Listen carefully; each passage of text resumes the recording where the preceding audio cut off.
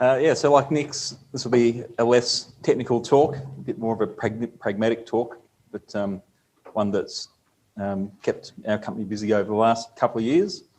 So, yeah, as you can see, the Crusader mine, rediscovery to reconciliation. So we've just finished our first phase of mining. And normal disclaimer, it's the most important part of the presentation. Okay, so this is just the outline of the talk. So I'll just give you a little bit of a background on Mount Cuthbert resources for those that don't know us. We were called Malarco until fairly recently. Now we've rebranded as Mount Cuthbert.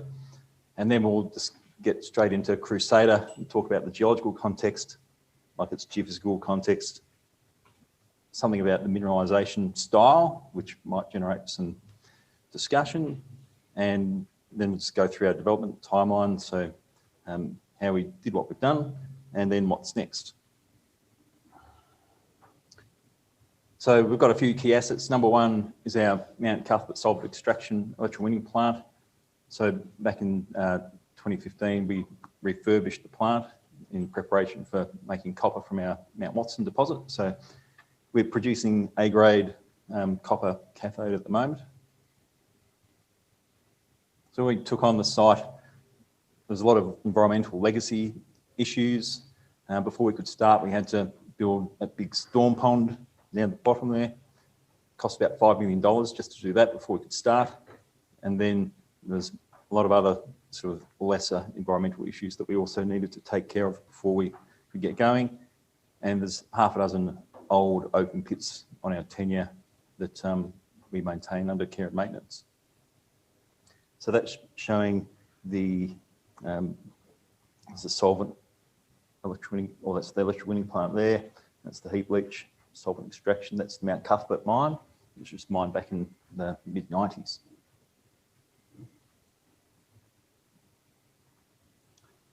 All right, so the first thing that we mined was the Mount Watson deposit. So we inherited most of this from Matrix Metals. They went bust during the GFC, and then it went into Cape Lambert, Leichhardt, and then we purchased it out of them. So we had a reserve ready to go, and we mined about 1.7 million tonnes at 0.8% copper. That went straight onto the heap leach operation, and we stockpiled 0.9 million tonnes at about 0.3. And we're currently processing that. If you want to know more information on that, there is a paper on that in the most recent AusIM monograph. I'm happy to talk about it later if anyone wants to, but it's an interesting deposit with these unusual carbonate nodules which are mineralised sometimes. All right, so other than our solvent extraction and electrowinning plant, our other big asset is our tenure. So we've got 23 MLs and 29 EPMs covering over 1,000 square kilometres. And on the MLs, there's a large number of small historic mines, including 5 that were mined in the mid-90s for their oxide resource. And they were all shipped back to Mount Cuthbert and processed there in the mid-90s. And there's very little done underneath those looking for sulfides. So there's some pretty low-hanging fruit for us to start off with. We just went looking under the pits. But we've got a big tenure and there's a lot of targets. So part of the problem was actually trying to work out what we should do first. So you'll be familiar with these sort of diagrams. A ranking matrix was developed and we put all our prospects into our prospectivity triangle and came up with some targets. And we've ranked them based on the target size and type, what we thought was going to be the probability of success, the cost to explore, and then if there's any particular barriers to entry. Some there are, for example, like the Mount Cuthbert pit's full of water, so that makes it a bit difficult. We've got to find something to do with the water. So the first targets that we drilled were at Mount Cuthbert and Crusader. Mount Cuthbert, we got 70 metres at 1.9% copper, and that's still waiting to be followed up. We got distracted by Crusader. We've got 12 metres at 4.3% copper, and that leads on to Crusader. So that was what got us really interested, that first intersection, obviously. So this is the geological context. The most important thing probably here is not so much the stratigraphy, but these blue lines, because they're big iron oxide like structures, and they can be 30 metres thick of silica and iron oxide breccias. There's the normal suspects of stratigraphy, the Corella Formation, which everyone knows and loves, the Ballara Formation, but we think at Crusader the most important part of the stratigraphy is the Crusader sandstone member, which is a big, thick, solid mass of quartzite. At the bottom, it's a coarse conglomerate. It's got a football size cobbles, and it grades up to a well-sorted sandstone at the top. But we think that that's important because that top blue line, that Crusader structure, that has to change its orientation as it goes around that big, massive quartzite, and that's probably caused dilation. All right, so the host rocks, well, I think at Crusader there's really only 2 host rocks, not worried too much about the actual stratigraphy, because the breccia is the host rock. And it's normally not very mineralised at all. Right? It's just an iron oxide breccia with magnetite, hematite and silica. And it's very aggressive breccia. It's been re-brecciated itself multiple times. And it's also, the clasts are in part being replaced. Right? So in this case, like magnetite's making up the matrix. In this case, silica's making up the matrix. And sometimes the clasts themselves have, now I'm not sure how to interpret this. It could be a clast which has then been incorporated into a second phase of brecciation, or it could be a clast which is partly being replaced by silica through here, leaving part of the original remnant clast. But anyway, it's a big system. It's been pretty aggressive, and it's not just a tectonic breccia. There's a lot of replacement going on. And the mineralisation styles range from like simple vein networks, which have got pyrite and chalcopyrite mineralisation, all the way through to more sort of standard breccia, then further replacement, and then these weird rocks, which are the coliform textures, chalcopyrite in the middle, and everything there that's not chalcopyrite is talc. So that's an amazing rock, and we suspect that it used to be a dolerite, but who knows? Be keen to get anyone's thoughts on that. All right, so geophysically, it's in a magnetic complex. There's some big magnetic anomalies, 7,000 nanoteslas down the bottom there where the diagonal line is, 3,000 nanoteslas on the top one. Crusader sits in the middle. Crusader is actually a bit of a depletion zone in the magnetics. We haven't tested any of the magnetic highs yet, so that's something to do in the future. Yeah, but look, there's a complex relationship between the mineralisation and magnetism. At the very least, it looks like the mineralisation, it's not removing the magnetic signature, sort of pushing it out to the edges.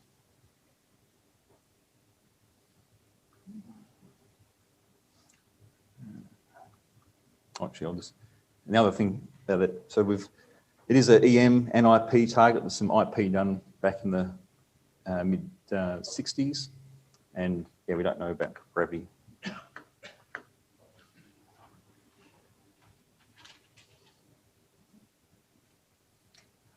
All right, so that's sort of just wet your whistle with the geology. This talk's called Rediscovery Through to Reconciliation, because we're not the first people to have been looking at this. So this is Ernest Henry himself. So he was actually the first guy to set foot at Crusader.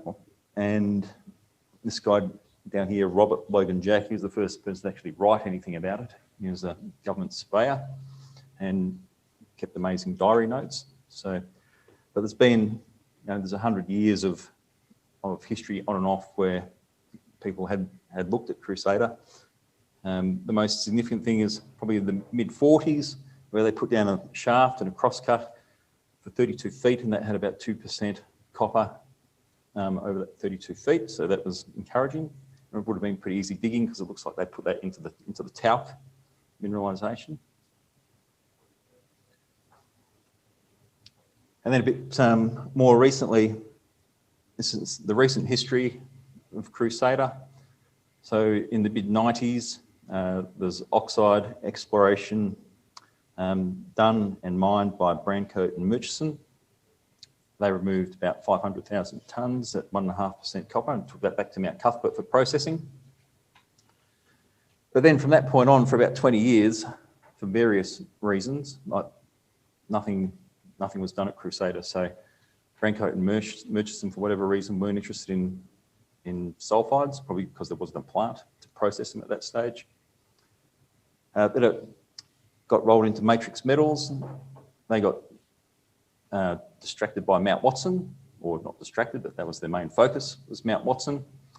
Well, they went broke during the GFC, went into administration, got rolled out of the administrators in Cape Lambert Leichhardt, and then we purchased it from them. So for 20 years, there's nothing really done there until we started doing some exploration in 2016. But it just highlights the fact that there's a lot of talk of things undercover, but there's still things that are outcropping as well. So just shouldn't discount the rocks that are sticking out of the ground. There's still a lot there to be found, and it's a lot easier than looking undercover. And all the traditional tools still work. I guess you just got to have access to the ground is the main thing. So we recognised the significance of Crusader in 2016, started production in 2019, and we finished our first phase of mining just a couple of months ago.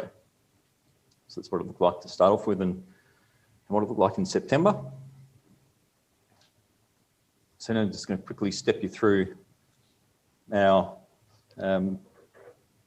how it evolved over the last, since 2016. So just very quickly, I'll spend more time on the photos and less time on the graphs. But so initially, like every good exploration program, the first thing you do is just compile all the data that's been collected before you. And for us, that was from Murchison. They'd done drilling, defining the oxide resource.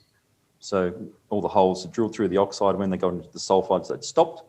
So that was where we started. So when we compiled all that data, and this is part of our ranking, pretty attractive, like end of hole grades, 12 metres at 3.5, 11 metres at 2.7.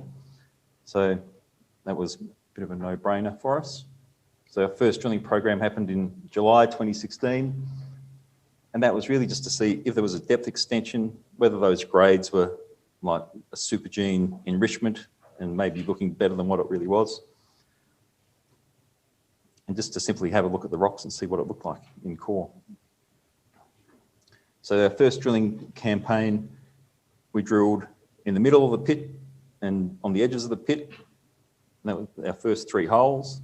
And then immediately we had success with our RC drilling.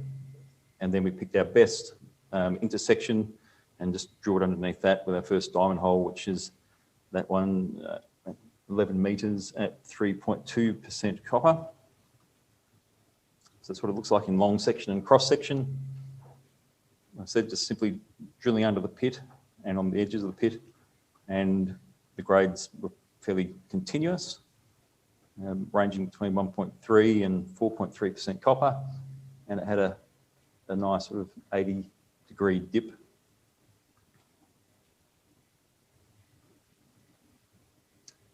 All right, and that's the assays from our first intersection. So the copper mineralisation is nice and consistent.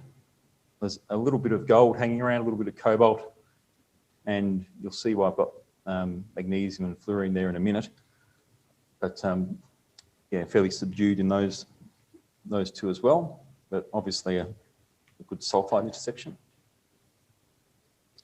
That's some of the better stuff from that hole. So good sort of semi-massive sulfides. And we drilled all the way through the footwall into this porphyry. And the porphyry is variably red rock altered and was giving us little teasers of chalcopyrite mineralisation, just enough to keep us interested in, we'll just drill one more run and do that for a few days, right? But it never really went very far, other than to show that there was some good alteration there. So this black band is magnetite, is pervasively getting into the porphyry. And there's a few little veins of chalcopyrite and pyrite as well. The thing that really got us interested though, is it was one of the IGRU things a few years back. We went and visited Ernest Henry and saw this like carbonate, and that was all very interesting. And that's what we had in this as well. So all these little, these chalcopyrite flecks in here, all this white stuff is carbonate. So we're thinking, oh, well, that's red rock alteration. It's got chalcopyrite and carbonate. So that's all looking very good. But it really just didn't develop into anything way out there in the footwall. So we canned that and went, we did a little RAB program just along the strike, just seeing if there's any oxides along the strike. And then we went to try and extend the resource, see if it was, or how big we could make it. So we did that in November, December in 2016. And that's when we got our first big taste of these talc intersections. So this hole 11 got 12.7 at 4.1, like fantastic grades. You can see on the assays there, we're doing all our own assays with our XRF and then sending them off for an external lab to an external lab as well.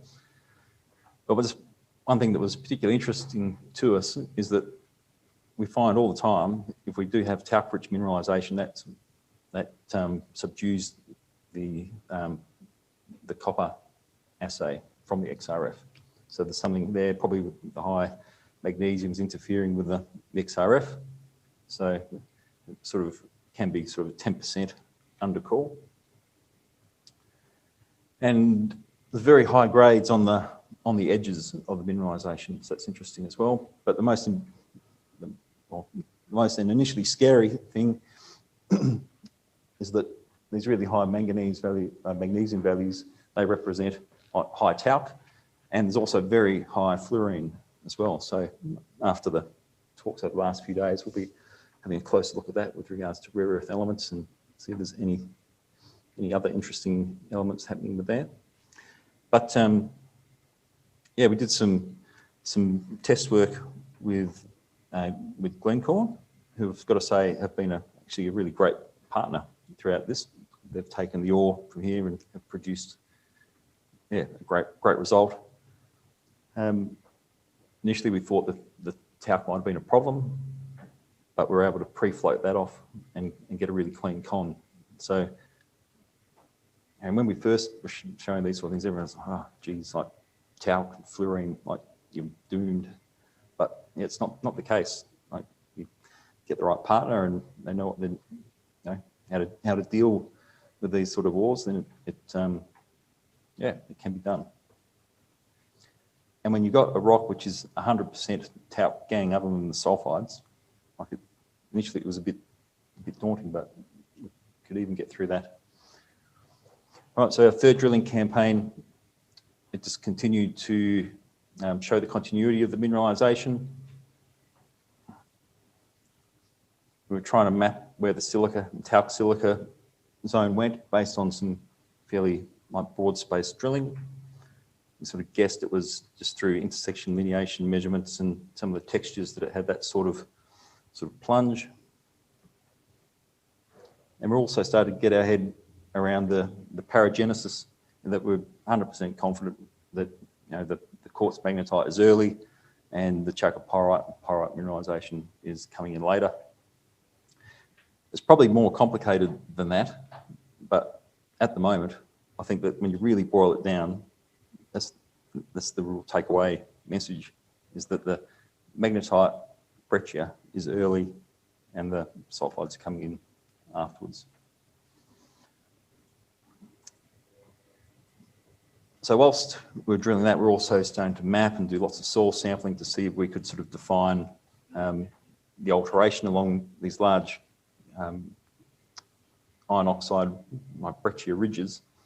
And then we've started to recognise there's coliform banding in silicious rocks as well as in the talc.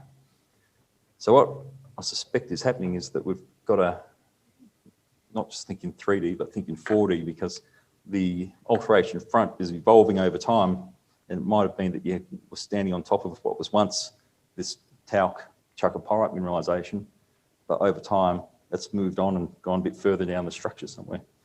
So you have to sort of think about it in those terms. All right, so surface geochemistry. So at this point we'd collected pretty much all the samples that we could over the Crusader structure. And that's what it looks like. That's just simply plotted up by percentile, 1, 5, 10 and 50 percentile. But works fine. And in doing this, so we sieve all our samples down to -80 mesh out in the field and bring them back into the office and analyse them there. And then we retain all the pulps, right? And which is paid dividends now because we're actually reanalysing a lot of these as part of a CI grant. So thank you, Queensland Government, for that.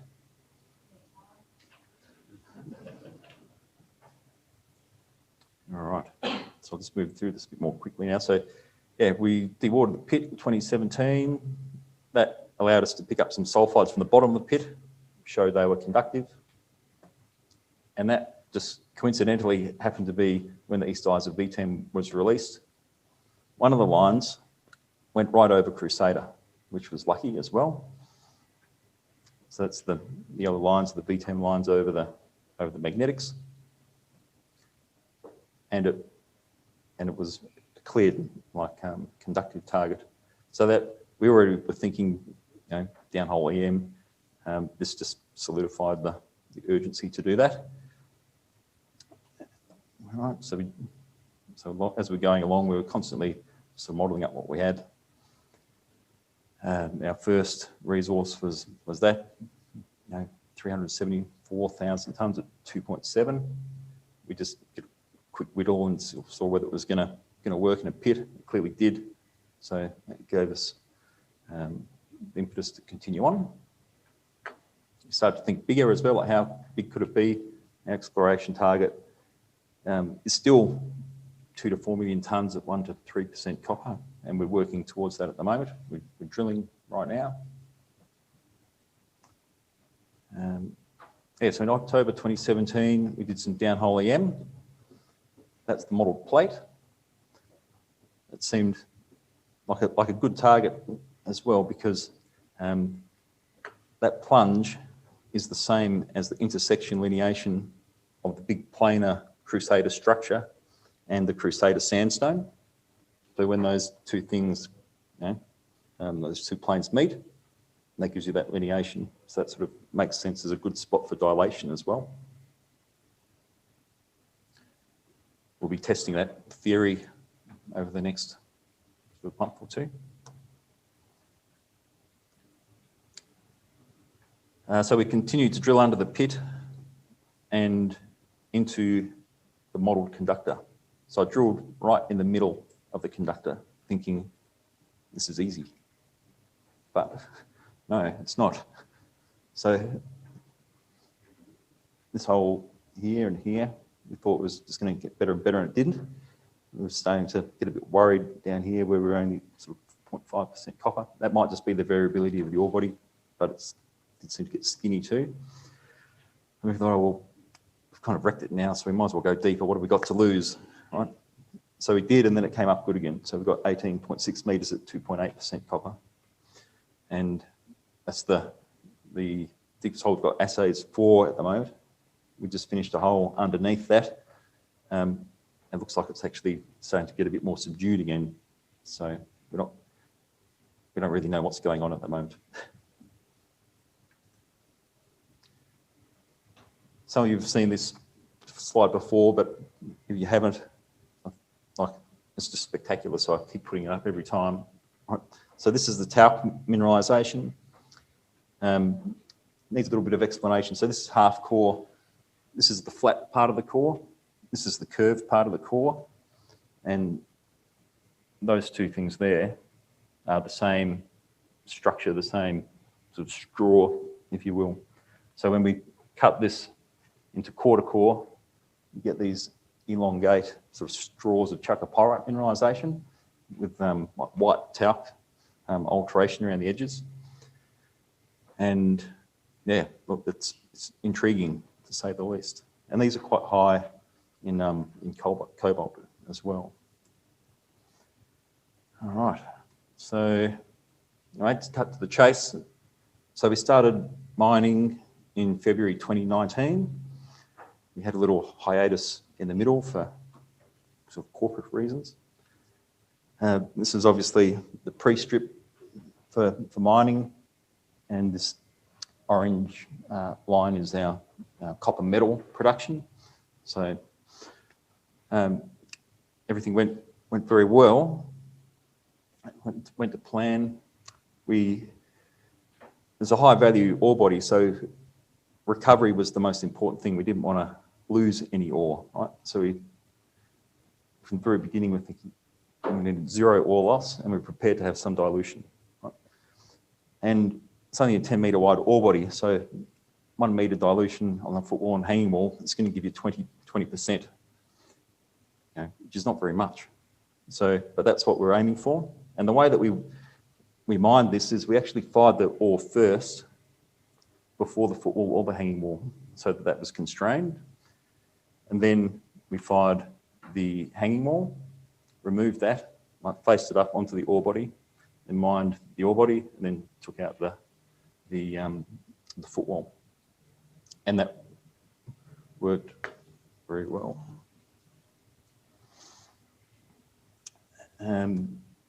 Yeah, so this is our reconciliation. So in the resource, in the final pit that we went for, we had 250,000 tonnes at 2.6. When we diluted that by 20%, we got 300,000 tonnes at 2.07. It's slightly different just because of the way that the block model fell. And then as we were mining the ore, we were taking samples every 200 tonnes through the crusher. And that's where this number comes from. So we ended up with 282,000 at 2.26. So when you put all those together, we mined 94% of the ore tonnes that we'd planned on doing. So you first see that, you think, oh, well, didn't mine quite as much as you thought. But it's actually a positive thing, because what that is a result of is just a fantastic work by the guys in the pit, which reduced the dilution. So we actually did better than our 20% dilution. So, and that's where we got the extra grade from. So, yeah, so the grade increased. It was 10% higher than what we thought, but overall the contained metal was within 3% of what we predicted. So that was a great result. I'm very happy with that. And what next? So we're actually drilling at the moment. That's the Crusader structure, the iron oxide, like breccia. It goes for 4 kilometres, and yeah, we're just starting to scratch the surface. That's it.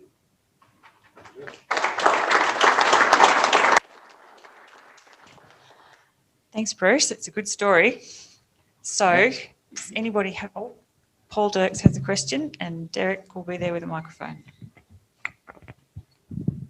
Thanks. About those talc schists, do you have any amphiboles or asbestos or anything, asbestiform amphiboles in the talc, or is it pure talc? No, there's lots of it, of actinolite. Hmm. Yeah. And Nick's got a question. So you don't think that the former talc rock was dolomite, do you? Is that an option? That they were dolomites? Well, we haven't seen any dolomites anywhere else. Like it could be, but it's like Yes. there's one unusual rock in the middle of the pit, right, which is a rhodochrosite blob, right? But yeah, we don't think so. We can't really find a good protolith other than like, because there's a lot of dolerites like in and around the system. So